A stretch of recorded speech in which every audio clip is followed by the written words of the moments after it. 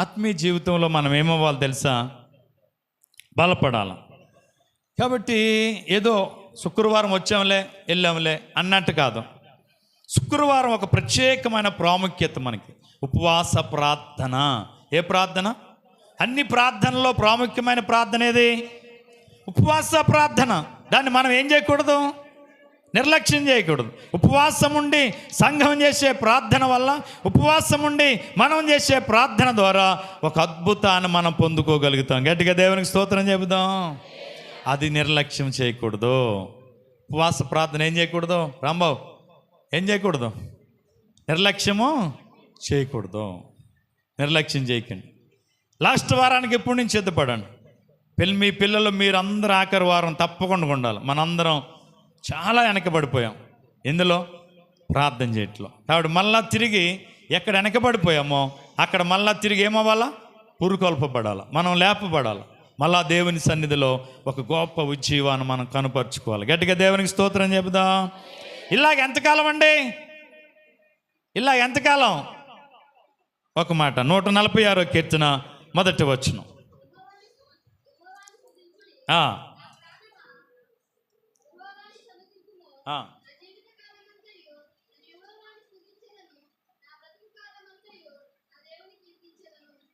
దేవునికి మహిమ కలుగునుగాక. భక్తుడు చెప్తున్నాడు, ఎంతకాలం? ఎంతకాలం అంటే నా జీవిత కాలం అంతా కూడా నేనేం చేస్తాను? యెహోవాను స్తుతిస్తాను. నువ్వు కేవలము మందిరానికి వచ్చేది నీ కుటుంబ క్షేమము కోసం, నీ బిడ్డల క్షేమము కోసం, నీ ఆత్మ రక్షణ కోసం నువ్వు దేవుని సన్నిధికి వస్తున్నావు. నువ్వు ఇచ్చే ప్రతి అర్పణ, ప్రతి కానుక నీ కొరకు పరలోకములో నువ్వేం చేసుకున్నావు తెలుసా? దాచుకుంటున్నావు అనే సంగతి నువ్వు మరవద్దు. ఇక్కడ ఎవరు పాస్టర్ గారికి కాదు నువ్వు వేసేది, పాస్టర్ గారికి కాదు ఇచ్చేది. నువ్వు వేసే ప్రతి అర్పణ, ప్రతి కానుక నీ కొరకు నువ్వు ఎక్కడ సిద్ధపరచుకున్నావు తెలుసా? పరలోకములో నీ కొరకు సిద్ధపాటు చేసుకుంటున్నావు. ఆ మనసు మనలో నుంచి ఏం చేయబడాలా? తీసివేయబడాలి.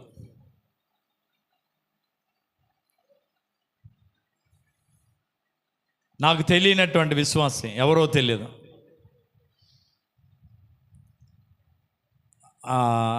గత ముందు వారం, ఫస్ట్ వారంలో నా ఫోన్పేకి 7,804 రూపాయలు వచ్చాయి. ఎవరో తెలియదు.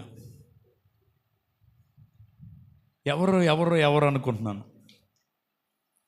అది తర్వాత డబ్బులు పంపించేసిన 4 రోజులకి ఒక ఆవిడ మెసేజ్ పెట్టింది, అయ్యా డబ్బులు పంపించాను మీకు, ఎవరు అని అనుకుంటున్నారేమో, నేను పలానండి అని. మన ఇసుకపూడి చర్చి దగ్గర అలా లోనకు ఉంటుంది వాళ్ళ ఇల్లు, కాలువావతలు ఉంటుంది వాళ్ళ ఇల్లు. వరలక్ష్మి అని ఆవిడ. ప్రార్థన చేయండి నా కోసం. ఎందుకో తెలియదు, నేను ఎప్పుడూ మీకు పంపలేకపోతున్నాను. నేను దశమ భాగం పంపాలనుకున్నాను, మీకు పంపించాను, నా కొరకు ప్రార్థన చేయండి అని. ఎవరు? ఎప్పుడు ఆవిడతో కాంటాక్ట్స్ అంత మనకి లేవు. నేను ఎందుకు ఈ మాట చెప్పాను తెలుసా? నన్ను ఒక ఆయన పిలిచాడు, ఏర్పాటు చేసుకున్నాడు, ఎన్నిక చేసుకున్నాడు. ఒకవేళ నువ్వు ఇలాగ గుప్పుడు ఇలా ముడిచిపెట్టేసినా, నువ్వు రాకుండా మానేసినా,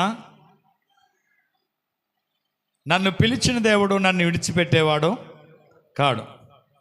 ఒక వాగ్దానం ఏంటి తెలుసు? ఒక ద్వారము మూయబడితే, ఎన్ని ద్వారాలు?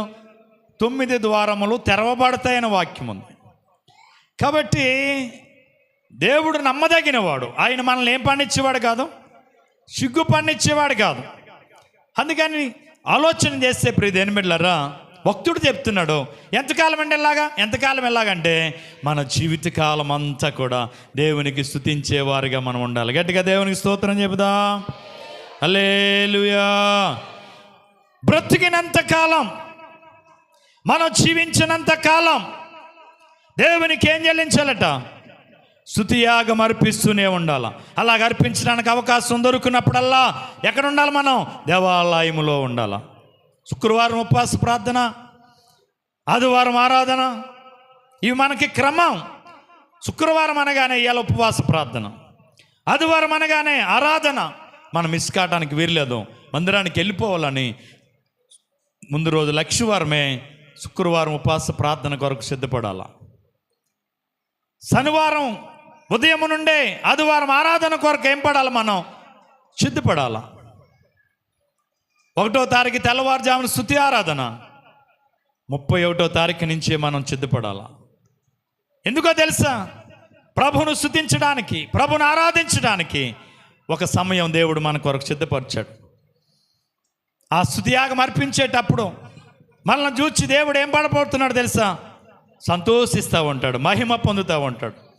అదే నువ్వు మహిమపరచబడే దేవుడు నిన్ను చూసి సంతోషించే సమయంలో నువ్వు నిద్రపోయి ఉంటే నిన్ను చూచి ఏడుస్తాడు. అందుకే సాటును మీ గురించి నేనేం చేస్తున్నాను? ఏడుస్తున్నాను అంటాడు. ఏడిపించే వాళ్ళకు ఉందమ్మా? మనల్ని బట్టి మన దేవుడు ఏం చేయాలా? సంతోషించాలా? సంతోషించాలి. మనం స్తుతించే గుంపులో ఉండాలా, ఆరాధించే గుంపులో ఉండాలా, ఉపవాస ప్రార్థన చేసే గుంపులో మనం ఉండాలా, ఆదివారపు ఆరాధనలో మనం ముందుండాలా. ఆలలేరు ఏళ్ళలేరు అనేది కాదు, ఆలోచారు ఏళ్ళొచ్చారు అనేది కాదు, నీ మట్టుకు నువ్వు ముందడుగు వేయాలా. భక్తుడు చెప్తున్నాడు, నా జీవిత కాలం అంతా నేను నా దేవుణ్ణి ఏం చేస్తాను? బ్రతుకు కాలం అంతా కూడా నేను కీర్తిస్తాను. 2వ మాట చెప్పి ముగిస్తాను చూడండి. ఎవడు తన దేవుడైన యెహోవా మీద ఆశ పెట్టుకుంటాడు వాడు ధన్యుడంటండి. నువ్వు దేవుని మీద ఏం పెట్టుకోవాలా? ఆశ పెట్టుకోవాలా. ఒక ఉద్యోగం కావాలంటే దేవుని మీద ఆశ పెట్టుకోవాలి, ఒక పని కావాలంటే దేవుని మీద ఆశ పెట్టుకోవాలి, ఒక ఆశీర్వాదం కావాలంటే దేవుని మీద ఆశ పెట్టుకోవాలా. ఆశ గల ప్రాణములను దేవుడు ఏం చేసేవాడుగా ఉన్నాడు? తృప్తిపరిచేవాడుగా ఉన్నాడు. ఆశ గల ప్రాణాలు దేవుడు ఏం చేస్తాడు? తృప్తిపరుస్తాడు. చూడండి 6వ వచనం మీరు చూస్తే 5వ వచనం, ఎవనికి యాకోబు దేవుడు సహాయుడగునో, ఎవడు తన దేవుడైన యెహోవా మీద ఆశ పెట్టుకుంటాడో వాడు ధన్యుడట. నీ ఆశ ఎవరి మీద? ఎవరి మీద ఆశ? అడుగు భాగానికి వెళ్ళి నిద్రపోయాడు, అడుగు భాగానికి వెళ్ళిపోయి నిద్రపోయాడు. నినివేకి వెళ్తే అక్కడ కష్టం ఉంటుంది అనుకున్నాడు, తర్షీసుకి వెళ్తే క్షేమం ఉంటుంది అనుకున్నాడు. ఏం జరిగింది? క్షేమం జరిగిందా? యోనా జీవితంలో సంతోషం దొరికిందా? ఏమయ్యాడు? నిండు అగాధపు సముద్రములో కాలు చేలు పట్టుకుని పడవేయబడ్డాడు. కనికర సంపన్నుడు, దయగలిగినటువంటి దేవుడు. యోనా చనిపోవటం దేవునికి ఇష్టం కాక ఆ ప్రళయములో నుంచి తప్పించడానికి తిమ్మింగిలం అంటే శాపను దేవుడు అక్కడ సిద్ధపరిచాడు. తిమ్మింగిలం అనే శాపకు ఆజ్ఞాపించాడట, ఇదిగో ఫలానా వాడలో నుంచి ఒక మనుషుని పడవేస్తారు, ఆ మనుషుని నోటిలో మింగి నీళ్లు తాకడానికి వెళ్ళలేదు, ఎవరు వేయడానికి వెళ్ళలేదో ఆ మనుషుని నినివే రేవులో కక్కమని దేవుడు ఆజ్ఞాపించాడట. యోనా అనుకున్నట్టుగా జరిగిందా? నువ్వు అనుకున్నట్టుగా జరుగుద్ది అనుకుంటున్నావా? నువ్వెవరి మీద ఆశ పెట్టుకోవాలా? ఎవరి మీద? ఆశ గల ప్రాణం ఆయన ఒక్కడే తృప్తిపరిచేవాడు. మనుషుల మీద కాదు, లోకం మీద కాదు, లోక ఆశల మీద కాదు ఆశ. దేవుని మీద ఆశ పెట్టు.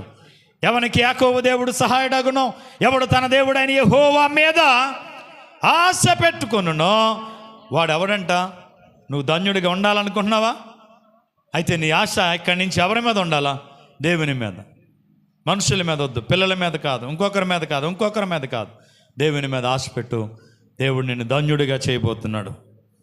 గట్టిగా దేవునికి స్తోత్రం చెప్దాం. తర్వాత నువ్వు బాధించబడుతున్నావా? ఆకలిగొని ఉన్నావా? బంధింపబడి ఉన్నావా? గుడ్డివానిగా ఉన్నావా? కృంగినవానిగా ఉన్నావా? పరదేశులుగా ఉన్నావా? తండ్రి లేని ఎదవరాండ్రుగా ఉన్నావా? అయితే నీవు నేను నమ్మిన దేవుడు, నీకు కలిగిన ప్రతి భయములో నుంచి ఆయన విడిపించడానికి ఎవరో తెలుసా? సమర్థుడు. గట్టిగా దేవునికి స్తోత్రం చెబుదాం. చూడండి, ఇక్కడ రాయబడ్డ మాట మనం చూస్తే, నేను త్వరగా చెప్తున్నాను, అందుకే మీకు రిఫరెన్స్ చెప్పట్లేదు, టైం ఆల్రెడీ 1 గంట అయింది, అందుకని త్వరగా ముగిద్దాం. చూడండి, బాధపరచబడు వారికి ఏం తీరుస్తాడో చూడాలి, బైబిల్ చూడాలి. బాధపరచబడి వారికి ఆయన ఏం తీరుస్తాడో, న్యాయం తీరుస్తాడు. మీరు చదువుకోండి, తర్వాత కాలితే 103వ కీర్తన 6వ వచనంలో దాని గురించి కొంచెం వివరణ ఉంటుంది. తర్వాత ఆకలి కొన్న వారికి ఆహారము దయచేయును. ఎవరికి? ఆకలి కొన్న వారికి ఏం దయచేస్తాడు? ఆహారం దయచేస్తాడు. 107వ కీర్తన 9వ వచనం, 145వ కీర్తన 15వ వచనం మీరు చదువుకోవచ్చు. తర్వాత యెహోవా బంధింపబడిన వారికి విడుదల చేయును. 68వ కీర్తన 6వ వచనం, 105వ కీర్తన 22వ వచనం. యెహోవా గుడ్డివారి కన్నులు తెరవజేయును. యెహోవా కృంగిపోయిన వారిని లేవనెత్తువాడు. యెహోవా కృంగిపోయిన వారిని లేవనెత్తువాడు. యెషయా గ్రంథం 61వ అధ్యాయం 1వ వచనం, మత్తయి సువార్త 9వ అధ్యాయం 30వ వచనం, యోహాను సువార్త 9వ అధ్యాయము 7వ వచనం. ఇవి మీరు కేవలం ఇంటికి వెళ్ళి చదువుకోవడం కోసం నేను చెప్తున్నాను, రాసుకునే వాళ్ళు ఉంటే రాసుకోండి. తర్వాత మనం చూస్తే యెహోవా కృంగిపోయిన వారిని లేవనెత్తువాడు. యెహోవా నీతిమంతులను ప్రేమించువాడు. యెహోవా నీతిమంతులను ఏం చేసేవాడు? ప్రేమించేవాడు. తర్వాత మనం చూస్తే యెహోవా పరదేశులను కాపాడువాడు. పరదేశులను ఏం చేస్తాడు? కాపాడువాడు. 145వ కీర్తన 14వ వచనం, 147వ కీర్తన 6వ వచనం. తర్వాత ఆయన తండ్రి లేని వారిని ఎదవరాండ్రను ఆదరించును. భక్తిహీనుల మార్గమును ఆయన వంకర మార్గముగా చేయును. యెహోవా నిరంతరము నిలుచును. సియోను నీ దేవుడు తరతరములన్నిటను రాజ్యము చేయును. ఆమేన్. హల్లెలూయా, హల్లెలూయా. బాధించబడుతున్నావా? దయచేసి చింతపడొద్దు. శ్రమలో ఉన్నావా? బాధపడొద్దు. సరైన ఆహారం లేక ఇబ్బంది పడుతున్నావా? ఆకలిగా ఉన్నావా? ఆయన విశ్వాసం ఉంచేవారినంట, ఆయన నమ్మిక ఉంచేవారినంట దేవుడు సిగ్గుపడినవాడట. అడవిలో సింహం పిల్లలేము గల ఆకలి కొను కానీ యెహోవాను ఆశ్రయించే వానికి ఏ మేలు కొదువై ఉండదని ప్రభు చెప్పారు. తర్వాత చూస్తే బాధించబడే వారిని ఆయన ఏం చేస్తాడు? విడుదల చేస్తాడు. ఆర్థిక ఇబ్బందుల చేత బాధించబడుతున్నావా? నెమ్మది లేక, సంతోషం లేక, అనేక విచారాల చేత నువ్వు బాధపడుతున్నావా? అయితే దేవుడు నీకు విడుదల ఇవ్వబోతున్నాడు. దేవుని అందు విశ్వాసం ఉంచు. గుడ్డివారి కన్నులు ఆయన ఏం చేయబోతున్నాడు? తెరవబోతున్నాడు. ఒక గుడ్డివాడిగా ఒక మంచి కార్యాలని ఇంట్లో చూడలేని స్థితిలో నువ్వు ఉన్నావా? ఒక మంచి పనులు నువ్వు చూడలేని స్థితిలో నువ్వు ఉన్నావా? అయితే దేవుడు నీకు శుభకార్యాలు చూడగలిగే, మంచి పనులు చూడగలిగే ఆ కన్నులు, ఆ గుడ్డితనాన్ని దేవుడు తొలగించి నీకు నెమ్మది ఇవ్వబోతా ఉన్నాడు. కృంగిపోయిన వారిని లేవనెత్తువాడు. బిడ్డలను బట్టి, ఇంట్లో భర్తను బట్టి, లేక భార్యను బట్టి, ఇంట్లో ఉన్న సమస్యలను బట్టి ఒకవేళ కృంగిపోతున్నావా? దేవుడు ఆ కృంగిపోయిన స్థితి నుంచి నిన్ను లేవనెత్తబోతున్నాడు. గట్టిగా దేవునికి స్తోత్రం చెబుదాం. హల్లెలూయా. తర్వాత నీతిమంతులను ఆయన ప్రేమించేవాడట. యథార్థతను విడిచిపెట్టద్దు. ఒకరిని చూసి ఒకరు భక్తిని పాడు చేసుకోకండి. యథార్థతను కాపాడుకోండి, నీతిని కాపాడుకోండి. నీతిమంతులను అంట ఆయన ఏం చేసేవాడు ఉన్నాడు తెలుసా? ప్రేమించే దేవుడు. కాబట్టి నీతిని కాపాడుకుందాం. పరదేశులను ఏం చేసేవాడట? కాపాడువాడట. తండ్రి లేని వారిని ఎదవరాండ్రను ఆదరించువాడు. ఈరోజు అయ్యో తండ్రి లేడు, తల్లి లేదు, అయ్యో నా పరిస్థితి ఏంటని అనాథులుగా ఉన్న బిడ్డలకు దేవుడు ఎవరో తెలుసా? ఆదరణకర్త. ఎవరు? ఆదరణకర్త. విధవరాండ్రు ఉన్నారు, భర్త లేడు, అయ్యో బిడ్డలు నన్ను చూడలేదు, నా పరిస్థితి ఏంటి ఇలా ఉందని చెప్పి చింతపడుతున్నావా? ఆయన నిన్ను ఆదరించు దేవుడు. నీకేమి ఇవ్వబోతున్నాడు? ఆదరణ కలిగించే దేవుడు. కనుక ఆయన నిరీక్షణ ఉంచుదాం, విశ్వాసం ఉంచుదాం, ఆయన మీద ఆశ పెట్టుకుందాం. మన బ్రతుకు కాలమంతా దేవుని స్తుతించేవారుగా ముందుకు వెళ్ళిపోద్దాం. అలాగే వెళ్ళగలిగితే దేవుని కృపనిత్యము మనకు తోడై ఉంటుంది. ఆ కృపనిత్యము మనకు తోడై ఉండాలంటే ఏం విడిచిపెట్టాలా? సోమరి సీమల యొద్దకు వెళ్ళు అని ఉంది. ఎందుకు సోమరి సీమల యొద్దకు వెళ్ళాలా? సీమల దగ్గర జ్ఞానం ఉంది. సీమలకు రాజు లేడట, సీమలకంట మేస్త్రి ఉండడట, సీమలకంట అధికారం ఉండడట. కానీ సీమలంట జ్ఞానం కలిగినవట. సొలొమోను చాలా చక్కగా రాస్తూ, సోమరి నువ్వు ఎక్కడికి వెళ్ళు? సీమల యొద్దకు వెళ్ళు, వాటి నడతను కనిపెట్టు. ఒక బియ్యపు గింజ చూద్దాం. ఒక బియ్యపు గింజ 4 సీమలు ఏకమయ్యి ఆ బియ్యపు గింజ నట్టుకెళ్ళి జాగ్రత్తగా ఆ గూటులో దాచుకుంటాం.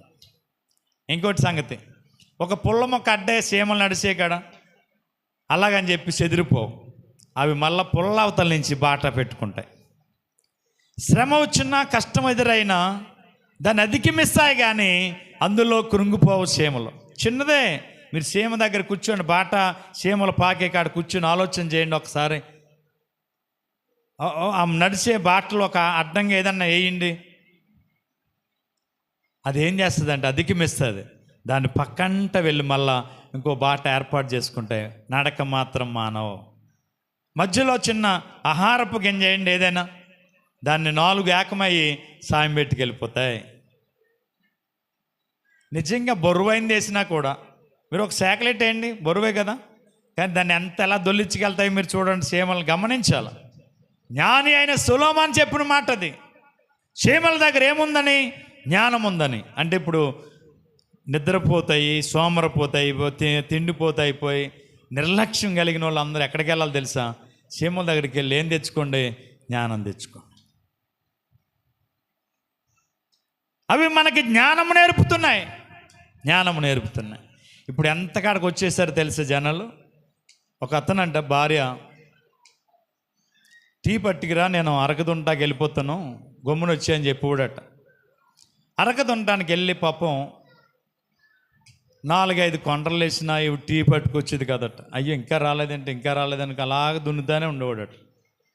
కరెక్ట్గా భోజనం పైన దాటేటప్పుడు టీ అట్టుకొచ్చేదట. అప్పుడు పాపం ఏ సుక్క తాగి అని చెప్పి మళ్ళీ పని చేసి గమ్మున అట్టుకొచ్చి అన్నమనేవాడట. మధ్యాహ్నం 4 గంటలకి అన్నం అట్టుకెళ్ళేదంటే వండుకొని. అయ్యి బాబోయ్, ఇలాంటి దాంతో నేను కాపురం చేయలేను అంటున్నాడు. మరి ఎలాగా? అయితే ఓ పని చేయండి, నేను అరక దున్నుతాను, నువ్వు ఇంటికాడ పనులు చేయన్నదంట అలా ఆయన. ఓకే, అలాగైనా పర్లేదు. నేను 4 కొండలు లేననేవాడు కదా, అరక దున్నుతాను అందావిడ. ఈవిడంటే బియ్యం చెరిగినప్పుడు అంట, బియ్యం చెరిగేటప్పుడు ఇలాగ అంటారంట. ఇలాగంటే టిక్కి టిక్కిమని సౌండ్ వస్తుంది. ఆవిడ అరకదుంటానికి వెళ్ళింది, పాకంత ఎదుగుతుందంట కొండ్ర ఎక్కడ ఉందని. కొండ్ర పాకలు ఉంటుందా? కొండ్ర అంత ఎదిగింది, కొండ్ర కోసం పాకంత ఎదిగిందంట, దొరకలేదు. ఈడి గవర్నమెంట్గా టిక్కి దొరకలేదంట, బియ్యం చెరిగేది. అయ్యి బాబాయ్, టిక్కు టిక్కు అన్నాడు, ఈడికి టిక్కి దొరకలేదు, ఆవిడ కొండ దొరకలేదు. అక్కడ అరక దున్నలేదు, ఇక్కడ భోజనం లేదు. అయ్యి బాబు అనుకుని రోజు అనుకున్నాడట, ఇంక వద్దురు బాబు దీంతో కాపురం చేయకూడదు, నేనే వెళ్ళిపోవాలి ఏదో దిక్కు అనుకుని బట్టలన్నీ మూట కట్టుకుని వెళ్ళిపోతున్నాడట. వెళ్ళిపోతుండో మా ఆవిడ చెట్టు కాడికి వెళ్ళాడికి ఎండ తగిలి అక్కడ కూర్చుందామని కూర్చున్నాడట. అక్కడ 2 పడుకున్నారట. ఒకడు మూతంట కుక్క నాకేస్తుందంట. ఈ పక్కనోడిని అంటున్నాడట, రే కుక్క నాకేంది కొంచెం కొట్టరా అంటున్నాడట.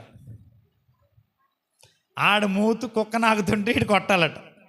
ఆడన్నాడట, గుండుల మీద అడ్డదంట మామిడికాయ పైనుంచి పండు టెంక, ఒరే కొంచెం ఇది నోట్లు ఎట్టరా అన్నాడట పక్కోడిని. అంటే ఇది తీసుకుని ఇలా కూడా ఇడు, ఒరు బాబు మా ఆవిడ కాదు, లోకమంతా ఇలాగే ఉంది, ఎందుకు వచ్చిందని చెప్పి మళ్ళీ తిరిగి వెనక్కి వచ్చేసేటట్టాడు. గట్టిగా దేవునికి స్తోత్రం చెబుతా. ఇప్పుడు అంతా ఎలా ఉన్నారో, దేనికి అందుకే కదండి. ఎక్కడున్నారో? కొత్తపేటలో ఉన్నారా? అయితే 2 పలావ్ ప్యాకెట్లు తెచ్చండి. ఏమో వండలేను బాబు ఇవాళ నేను. ఎలా ఫోన్ చేసి 2 పలావ్ ప్యాకెట్లు తెచ్చండి, లేకపోతే ఫోన్ చేసి వత్త సాంబార్ కానీ అది కూర తెచ్చండి, వండలేని కూర. ఏమైపోరు ఇప్పుడు? ఈ ట్యాంక్ తీసుకుని ఇలాగా 4 ఉల్లిపాయలు కోసుకుని కూర వండి చక్కగా మనకు నచ్చినట్టు వండుకుని పిల్లలకి ఎడదామని అనుకున్నారా? దేనికి అలవాటు చేస్తున్నారా? ఫోన్ చేసి వత్త ఓ కర్రీ తెచ్చేయండి, లేకపోతే ఫ్యామిలీ ప్యాక్ తెచ్చేయండి. ఏం చేద్దాం? అందరం కలిపి వీళ్ళకి పండుగ చేసుకుందాం. ఇదే కదా. జాగ్రత్త, అలవాటు చేయకండి పిల్లలకి. ఈ మధ్య అప్పుడే 4-5 పిల్లలకి 24 hours పెయిన్ పట్టుకోసారు పిల్లలకి, చిన్న పిల్లలు. దేవరాజు గారని ఇక్కడ పాస్టర్ గారు వాళ్ళ అబ్బాయికి కూడా మొన్నే 24 hours పెయిన్. ఆడికి ఏంటంటే చూస్తే పేగంగా ఉబ్బిపోయి పగిలిపోయింది కూడా. చాలా ప్రమాదమైంది ఆ కుర్రోడికి. కారణం ఏంటి తెలుసా? రోజు గన్నవరం వెళ్ళిపోవడం, ఫ్రైడ్ రైస్లు తినడమంట. ఏం తెచ్చుకున్నాడు? ప్రమాదం తెచ్చుకున్నాడు. అందుకని ఏం విడిచిపెట్టండి? సోమర్తనాన్ని విడిచిపెట్టాలి. కష్టపడడానికి మనం ఇష్టపడాలి. కష్టపడడానికి ఇష్టపడితే మన పిల్లలు మనం బాగుంటాం. దేవుని సన్నిధిలో మోకరించి ప్రార్థించడానికి ఇష్టపడితే మనకు మన కుటుంబానికి క్షేమం దొరుకుతుంది. అలాంటి సిద్ధపాటు మీరు అందరూ కలిగి రాగల దినాల్లో దేవుని మహిమ కొరకు మీరు అందరూ వాడబడాలని ఆకాంక్షిస్తూ ఈ మాటలు చెప్పి ముగిస్తున్నాను. దేవుడి మాటలు దీవించుగాక. అందరికీ వందనాలు. ప్రార్థన చేద్దాం. ప్రేమ నమ్మకం కలిగిన మా తండ్రి, నీ ఘనమైన ఉన్నతమైన నామానికి వందనాలు. నిమిత్త మాత్రం చిన్న మరొక ఉదయకాలంకే వందనాలు. ఈ ఉదయకాలం నుండి ఇప్పటి వరకు నీ రెక్కల చాటున మమ్మల్ని కాపాడావు. నీ సన్నిధిలో చేరి ఆరాధించుకునే తరుణమిచ్చావు. పాటల్లో, ప్రార్థనలో, ఆరాధనలో, వాక్య పరిసరలో మీరు మాకెంతగానో తోడుగా ఉన్నారు. గొప్ప దేవుడా, నీకు స్తోత్రాలు. నువ్వు నమ్మదగిన దేవుడు తండ్రి. అయ్యా, ఈ యొక్క ఉదయకాలపు వేళలో నీ సన్నిధికి వచ్చి ఆరాధనలో పాల్గొన్న చిన్న బిడ్డ మొదలుకొని పెద్దవారు వరకు మీ దేవునితో నింపండి. బలహీనలను బలపరచండి, రోగులను స్వస్థపరచండి, నిర్లక్ష్యపాత్మ కలిగిన వారిని ఆ నిర్లక్ష్యము నుంచి విడిపించండి, ఆసక్తిని దయచేయండి. నీ సన్నిధిలో నమ్మకంగా, యథార్థంగా, నీతిగా నాయన మేము నిలవగలిగే కృప మా అందరికీ దయచేయండి. పాటల్లో, ప్రార్థనలో, ఆరాధనలో, వాక్య పరిసరలో మీరు మాతో ఉన్న దేవానికి స్తోత్రాలు. నిత్యము భక్తుడు చెప్తున్నా, జీవిత కాలం అంతా నేను బ్రతికినంత కాలం నా దేవుని కీర్తిస్తాను అన్నాడు. అలా కీర్తించే వారిగా మేము ఉండినట్లు కృప దయచేయండి. అయ్యా, నీ కొందనాలు. నీవు తండ్రి నీ మీద ఆశ పెట్టుకున్న వాడిని సిగ్గునొందనీనన్నావు. ఎవనికి యాకోబు దేవుడు సహాయుడగునో, ఎవడు తన దేవుడని యెహోవా మీద ఆశ పెట్టుకుంటాడో వాడు ధన్యుడు అన్నావు తండ్రి. అట్టి కృప ప్రతి బిడ్డకి ఇమ్మని అడుగుతున్నాను తండ్రి. స్తోత్ర. నువ్వు బాధపడ్డ వారిని, కృంగిపోయిన వారిని, ఆహాకలిగా ఉన్న వారిని, ఆయన గుడ్డువారిని లేవనెత్తివాడవు, బలపరిచేవాడవు అని నీ వాక్యం ద్వారా మాతో మాట్లాడావు. విధవరాండ్రను, తల్లిదండ్రులు లేని బిడ్డలను ఆదరించే దేవుడిని అన్నావు తండ్రి. అటు ఆదరణకు మేమందరం నోచుకుని నీ యందు నిరీక్షణ గలవారమై ముందుకు సాగునట్లు కృపనిమ్మని అడుగుతున్నాను. ఉదయకాలపు వేళలో నీ సన్నిధికి వచ్చి ఆరాధనలో పాల్గొన్న చిన్న బిడ్డ మొదలుకొని పెద్దవారి వరకు మీ దేవునితో నింపండి. బిడ్డలు తీసుకొచ్చిన కానుకలు దీవించి వారి కష్టార్జితాల్లో, నాయన వారు చేయు పంటల్లో, వారు చేయు ఉద్యోగాల్లో నాయన కష్టార్జితం 10వ వంతు తెచ్చి, అలాగే పెన్షన్లో కూడా కొంతమంది నాయన 10వ వంతు ఇస్తూ ఉన్నారు. వాళ్ళని నాయన మీరు దీవించి ఆశీర్వదించండి. నాయన ఎంతైతే నీకు సన్నిధికి తెచ్చారు దానికి 100 రెట్లు ఆశీర్వాదాన్ని బిడ్డలకి ప్రసాదించండి. బిడ్డలు తీసుకొచ్చిన పిడుకులు కూడా మీరు దీవించి ఆశీర్వదించండి. వచ్చిన చిన్న బిడ్డ మొదలుకొని పెద్దవారు వరకు మీ దీవులతో నింపండి. ఈ రాత్రి బోల పద్మరావు గారి గృహం దగ్గర జరిగే కూడికలో నీ సహాయం ఇవ్వండి. ప్రతి బిడ్డ ప్రేరేపించబడి నీ సంధికి రావటానికి కృపద ఇచ్చేయండి. వచ్చిన నాయన ఇక్కడికి వచ్చిన ఈ ఆరాధనలో పాల్గొన్న వాళ్ళందరూ తిరిగి మళ్ళా సాయంకాలపు ఆరాధనలో మాతో పాటు కలిసి స్తుతించడానికి కృపద ఇచ్చేయండి. సంఘ సరద్దులు విశాలపరచిన సంఘంలో ఉన్న ప్రతి నిర్లప్పు ఆత్మను తొలగించండి. ప్రభాశక్తినివ్వండి. కృపతో నింపి మేలు చేయండి. బలహీనలు ఉన్నారు, బలపరచిన రోగులు ఉన్నారు, స్వస్థపరచండి. ఇదిగో మరియమ్మ అల్లుడు గారి కొరకు ప్రార్థన చేస్తున్నాం ప్రభా. ఓ బీపీ రేజే బ్రెయిన్లో నరమల చిట్లుండగా ప్రభా యవన బిడ్డను ముట్టు స్వస్థపరచు ప్రభా. మంచివాడు ప్రభు ఎందుకు అలాగ అయిందో మాకు తెలియదు కానీ స్వస్థపరిచి ఆరోగ్యం ఇవ్వండి. అలాగే ప్రభా నీకు వందనాలు. అంటే లక్ష్మమ్మ గారు కూడా అనుకోకుండా బీపీ రేజ్ అయ్యి చాలా బలహీనత కలిగిందట ప్రభా. ఆ తల్లిని కూడా మీరు ముట్టి స్వస్థపరిచినందుకు వందనాలు. ఇంకా నా ఆరోగ్యం ఇవ్వండి. ఇక్కడ నా ప్రతి ఒక్కరిని బట్టి కూడా మీకు వందనాలు అయ్యా. పేరు పేరు వర్షపుని మీరు దీవించి ఆశీర్వదించండి. దేవ్ గారు చెప్పినట్లుగా తనకున్న శారీరక బడలిక బలహీనతలు స్వస్థత ఇచ్చి తాను చేయు పనిలో మీ కృపనిచ్చి మేలిచ్చే. ఇంకొకరు ఉన్నటువంటి వీళ్ళందరికీ కూడా ఆయన మీటింగ్స్ రాలేదు అంటే ఏదో ఒక బలహీనత చెప్తా ఉన్నారు. నిజమే, ప్రతి ఒక్కరూ ఏదో ఒక సమస్యకు అనారోగ్యానికి గురవుతున్న బిడ్డలందరినీ బట్టి కూడా వందనాలు ప్రభా. వీళ్ళందరినీ మీరు ముట్టి స్వస్థపరచు. రాగల దినాల్లో నీ పరిసరిలో బలం కలిగి వాడబడ్డానికి కృపనిచ్చి మేలు చేయండి. ఈ ఉదయకాలపు వేళలో మేము చేస్తున్న ప్రార్థనలు ఆలకించి ప్రతిఫలం ఇవ్వండి. నీ రాకడ ఆలస్యమైతే మరొక వారంలో మేమును రాలేకపోయిన వారం కలిసి నిన్ను ఆరాధించుకునే తరుణం ఇవ్వండి. సాక్ష్యాలు ఇచ్చిన బిడ్డలను మీరు దీవించండి. వచ్చిన చిన్న బిడ్డ మొదలుకొని పెద్దవారు వరకు మీ దేవునితో నింపండి. ఘనత మహిమ ప్రభావాలు పొందండి. అలాగే ప్రభా సచివతి అన్నగారు అల్లుడు తండ్రి మోషే అనేటువంటి అతను గల్ఫ్ దేశం నుంచి బలహీనకు వచ్చేటట్టు ప్రభా హాస్పిటల్ అడ్మిట్ చేస్తారు. ఆయనకున్న బలహీనత ఏంటో మాకు తెలియదు కానీ మీకు తెలుసు. స్వస్థత ఇవ్వండి. సంపూర్ణ ఆరోగ్యాన్ని ఆయనకి మీరు అనుగ్రహించమని ప్రార్థన చేస్తున్నాను. అలాగే ఇంకా బలహీనైన ప్రతి బిడ్డని కూడా బలపరిచి కృపతో నింపి మేలు చేయండి. మా ప్రార్థనలు మా విజ్ఞాపనలు నీ పాద సంచేర్చుకుని ప్రతిఫలం ఇమ్మని కూడి వచ్చిన చిన్న బిడ్డ మొదలుకొని పెద్దవారు వరకు మీ దీవులతో నింపమని ఘనత మహిమ ప్రభావాలు మీరే పొందమని యేసయ్య శక్తి గల నామమున ప్రార్థించి స్తుతించాడు వేడుకొనుచున్నాం పరమ తండ్రి. ఇప్పుడు మన తండ్రి అయిన దేవుని యొక్క ప్రేమ, కుమారుడైన యేసుక్రీస్తు వారి యొక్క కృప, పరిశుద్ధాత్మికమైన సహవాసము సమాధానం ఎడుకున్న మనకును సర్వలోకముండ నామమున ఎరిగిన ప్రతి ఒక్కరికి ఇప్పుడును ఎల్లప్పుడును ప్రభు వచ్చు పర్యంతరము ఆయన కృప నిత్యము తోడై నడిపించును గాక. ఆయన సన్నిధి కాంతి మన మీద, మన బిడల మీద, సంఘం మీద, గ్రామం మీద నిత్యము నిలుచును గాక. యేసు రక్తమేచ్చే, సిలువ రక్తమేచ్చే, ప్రవేశ రక్తం సంపూర్ణ విషయం అపవాదికి ఎలిగనంత నాశనము కలుగును గాక. Amen, amen, amen. అందరికీ వందనాలు.